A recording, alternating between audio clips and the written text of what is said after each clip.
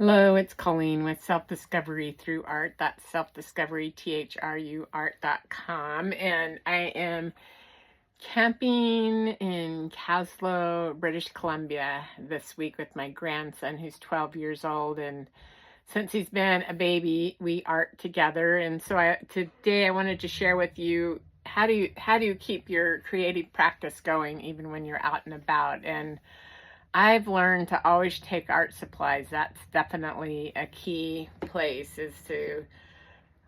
so I'm in a travel trailer, so I have the luxury of taking a little more than if I were going to Italy and had a suitcase of supplies, right? So there's that. But I wanted to show you some of the things that I have here that we'll be playing with later, probably this afternoon. So I keep these paints that I bought in Mexico last winter.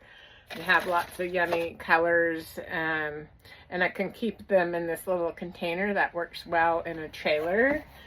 And I also have a little container here that has scissors. I've got paint brushes with me, but I've got all these little images and things in case I decide that I want to do some collage work. And hopefully there's a glue stick in there, but you know, if you have to buy a glue stick when you're traveling, that's fairly inexpensive as opposed to going out and buying a bunch of art supplies.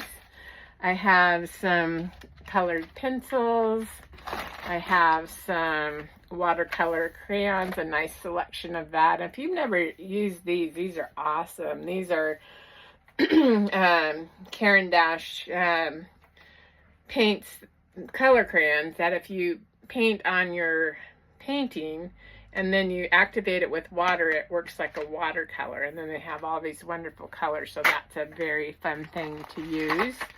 I also have several pencils and variety of brushes and other things in here that I keep in my trailer. And then I also brought some paint markers and some kind of gel type pens. So we have lots of things to play with, but I'm just saying is it's possible wherever you go to keep your creative practice going.